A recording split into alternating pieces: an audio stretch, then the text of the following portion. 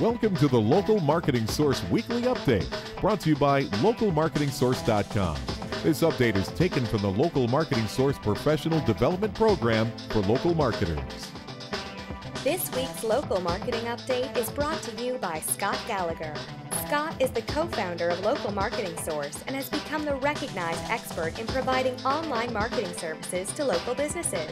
Follow Scott on Twitter @ScottGallagher5 and on Facebook.com/Scott P. Gallagher.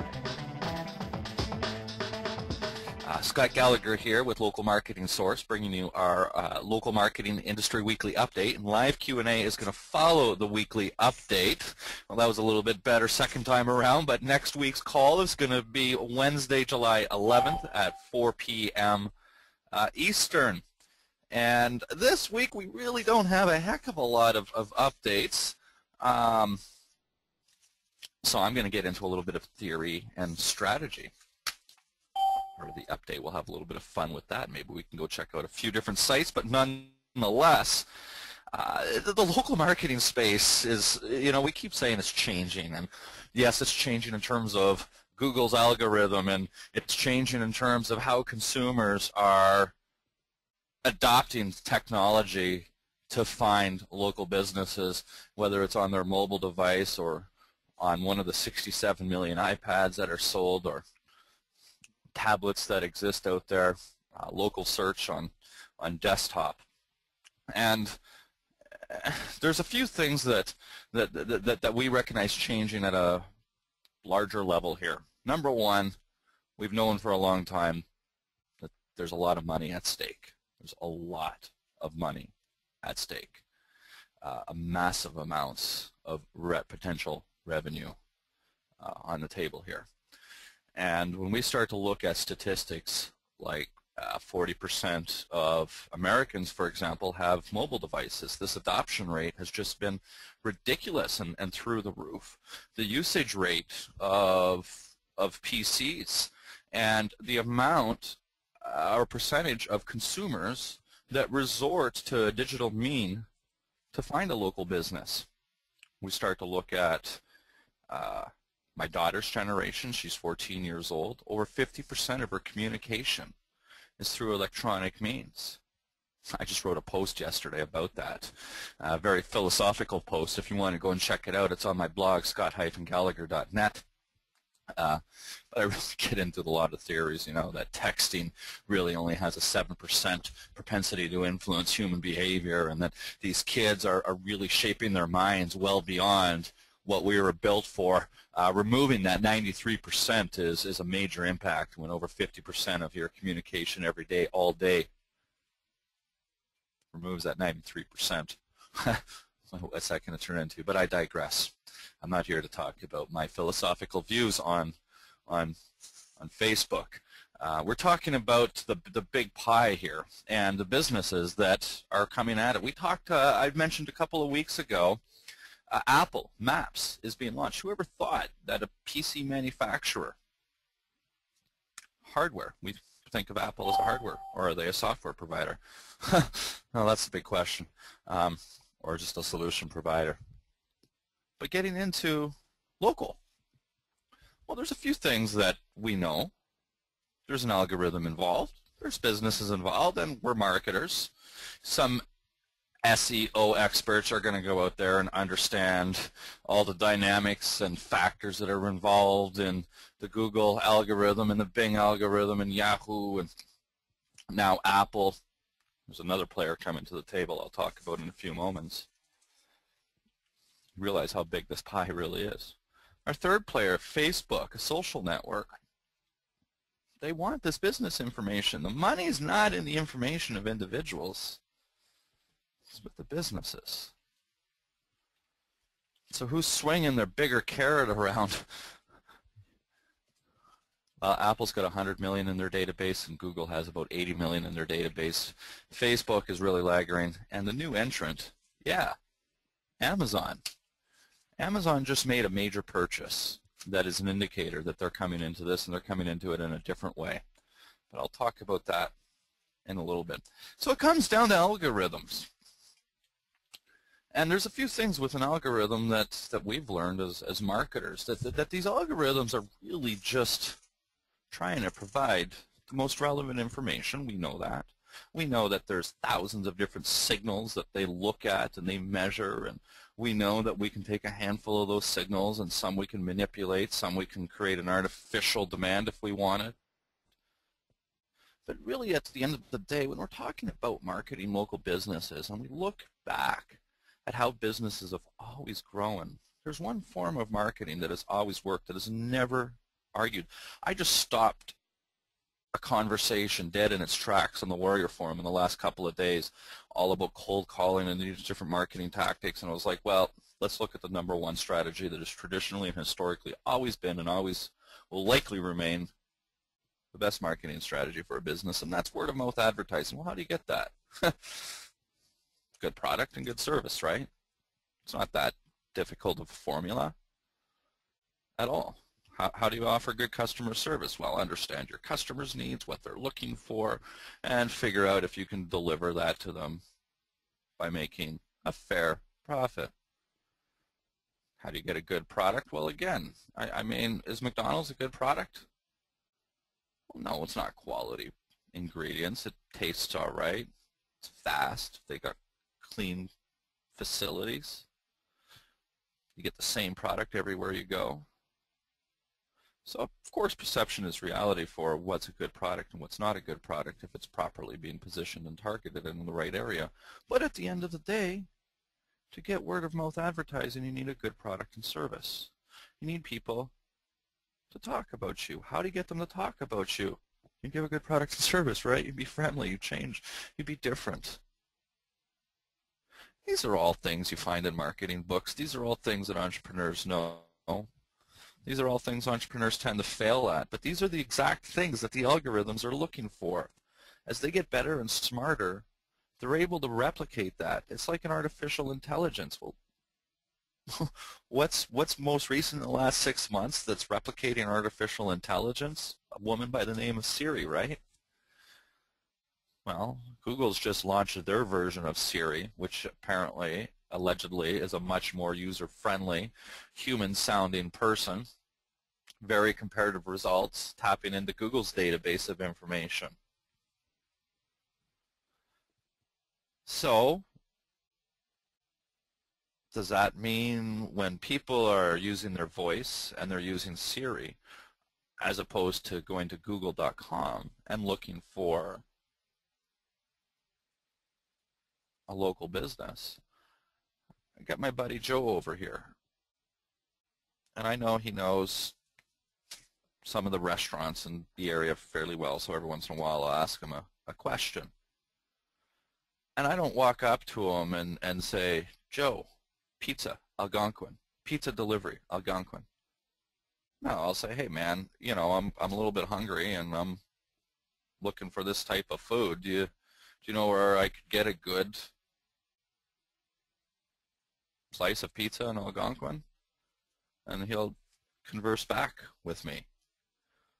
Well, this artificial intelligence, that's how we communicate as human beings. That's what we've been programmed to do ever since we've been able to talk. Every culture that we're in, we've got a different dialect. The Midwest use different words for different items and whatnot, but there's that culture that's adopted. The fact of the matter is that this is what the search engines would love to be able to replicate and learn and understand, and that we could communicate as we would naturally as human beings to be able to vocalize ourselves to a search engine. We've had to retrain ourselves in a technical front. You know, this takes me back to my 11th grade. I think it's a lot like this as well. That, you know, my 11th grade teacher said, he was an accounting teacher, and he said, you know, and this was back in 1992, he said, there's no good accounting software that's out. It's all designed by engineers. You want to make some money, go become an accountant and then learn programming skills and go and develop some accounting software. Well, since then things have changed and accounting software has gotten a lot better, but he made a good point. You see that a lot. I work for a software firm in the transportation industry, and that was one of the biggest hurdles we overcame. Our biggest competitor were actually delivery company. It was a delivery company that became software engineers. We were software engineers that became a delivery company.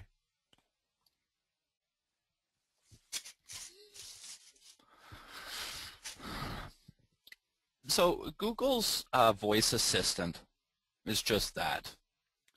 It's a little bit smarter of an algorithm that better understands and looks for the keywords inside our dialogue. Well, that's tied to Google's backend, that's tied to Google's database, and ultimately they're looking at a lot of the same factors.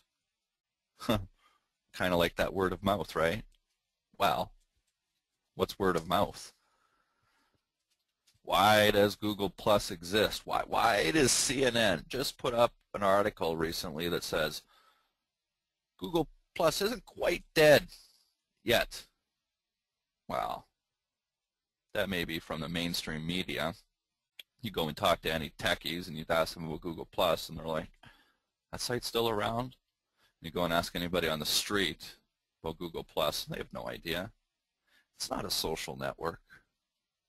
I mean, Google's now starting to come out and say, and they just recently said on something I just read in the last week, what they call it, it's not a social layer, not a social enhancement, like a social bandage. I'll get it. A little brain fart there, my bad. I should have all of this stuff written down.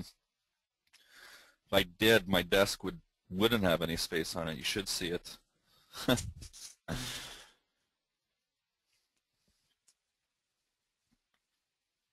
So we're looking for that social aspect, different ways. Well, how do we replicate that as digital marketers? You know, the fact that you can very easily share YouTube videos very, very soon within YouTube on Google+, which then is going to show up in searches or personalized searches when people are utilizing Google or Google's voice assistant on an Android device. Whether you're logged in to Google or not, your phone, your Android is constantly logged in. It's all tied in.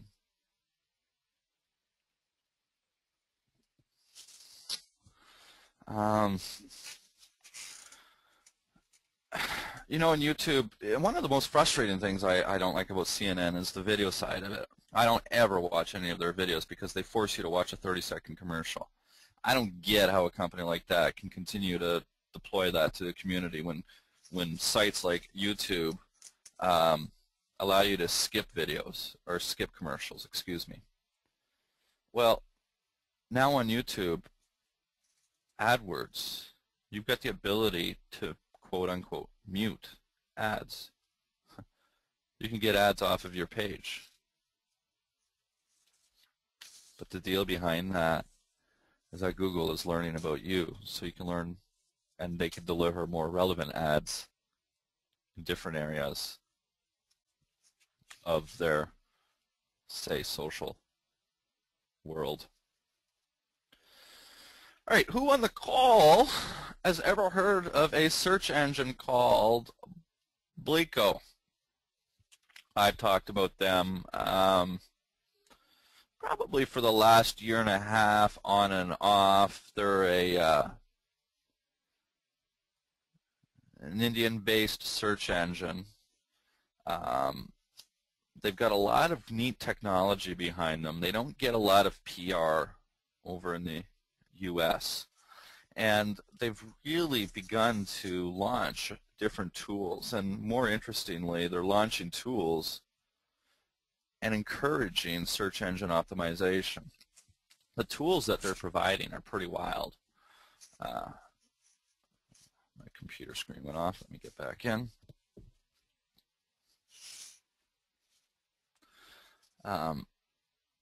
They claim to have more fresher results for SEOers, and so that kind of will give us an opportunity to see changes happen a little bit quicker in Blico before we would see it in, say, Google. And they also offer a site explorer feature. If you remember Yahoo.com, had a Site Explorer feature where we can see all of the links pointing to a particular domain. And most recently, Bing also launched that too. In your Bing Webmaster Tools, you could actually go and look at a Site Explorer. So Yahoo gets rid of it, but Bing delivers it now. Neat thing with Blico is you can see, when the pages were last crawled and how many pages that they see, and the inbound link count, and they break it up, the inbound links into different categories, and so it's a good area to get some good information. They tell you what type of duplicate content that they're crawling, and just give you some on-the-page factors. Stuff that a tool like Bright Local surely would give you anyhow.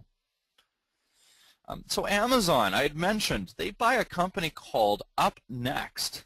UpNext is a startup from 2007, and UpNext aspired to be the 3D Yelp. So they've just recently moved into the iPhone, iOS, and Android from desktop to offer a 3D mapping experience. Well, Amazon just bought them, and so this creates a lot of speculation.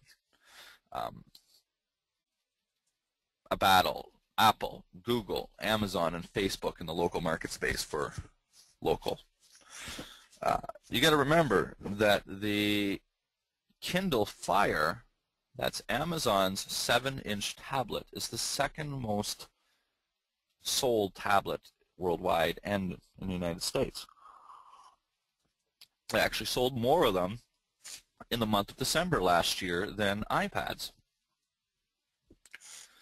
And their market share, it's still not a big chunk. It's not a massive chunk of the iPads. I think Android has 36% market share, and iPhone is sitting around 58% market share. And so of those Android devices, half of them are Kindle Fires. So Kindle is looking at somewhere around a 15% market share of tablets. Now with that, Amazon is running Android, but it's a highly customized version of Android, and it's a threat to Google because all the purchases, you're forced to utilize Amazon's network. So you don't access Google's App Store, you access Amazon's App Store. For example, Spotify is available on Android Market, but Spotify is not available on Amazon Kindle because of their music program. So it's a very closed environment. It still creates the Apple type of environment utilizing an Android device. Is that what Google wanted from the get-go? No, they never made that claim, but it's likely.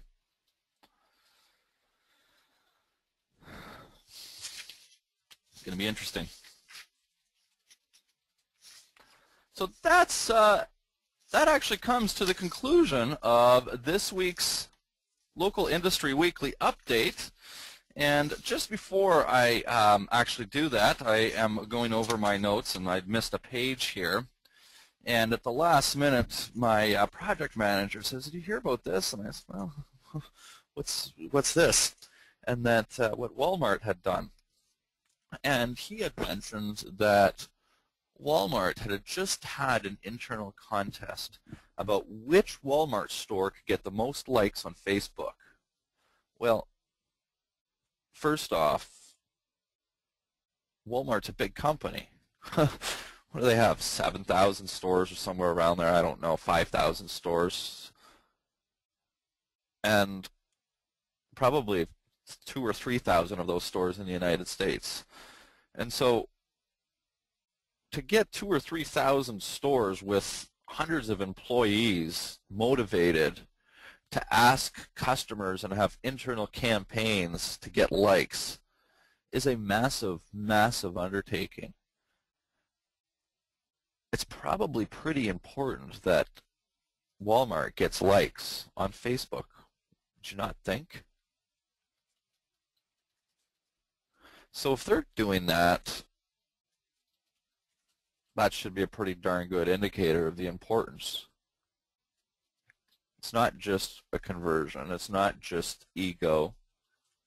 These are signals.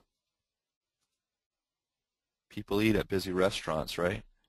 So if their promotion, I forget the name of the hip-hop artist, but they were going to put on a live free concert. And the funny thing is it was a Walmart store in a town of 10,000 people in Alaska that won. And they got 40,000 likes from a Walmart that has a store of 10,000 people. Well, anybody ever heard of a website called Fiverr, Fiverr.com? I don't know if they use that site, but we use that site from time to time, and you can go and get a whole variety of different services on there. You can go and buy likes on that site for $5. You can buy a couple hundred likes for $5. You can buy 1,000 likes, I'm sure, for $5. So, you know, doing the math, 40,000 likes is only going to cost them 20 grand or $200. Did they do that? I don't know. I'm not telling you to go out and buy a whole bunch of likes. It's you may manipulate the algorithm in a short term, but you may also run a risk of creating an artificial demand, putting a red flag up at Google to say, hey, this is what we're doing. I'm doing it. I'm doing some testing and having some fun with it. But it doesn't say that's what you should be doing to your local business. We don't do it for our clients. We don't recommend it, and we're just doing it on our own properties. But nonetheless, I thought that was pretty interesting and worthy to share with all you guys. So having said that, it took us 2 starts to get today's call going, and now it's going to take us 2 conclusions to end our local marketing weekly industry update. And now I'm just going to open the floor to some live questions. That concludes this Local Marketing Weekly Update, brought to you by LocalMarketingSource.com. This update is provided from the Local Marketing Source Professional Development Program for local marketers. Visit LocalMarketingSource.com for additional resources focused on online marketing for local businesses.